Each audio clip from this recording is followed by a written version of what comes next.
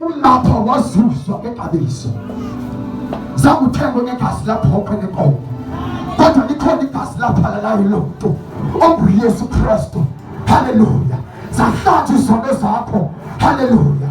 Namhlanje usindisiwe izono zakho zitolelwe ngenxa yokuba wazuzwa.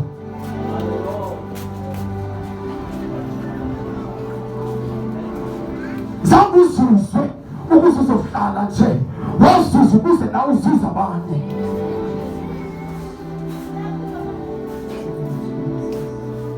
Uyahlabelela namhlanje, uyashumayela akuzuze abanye abantu.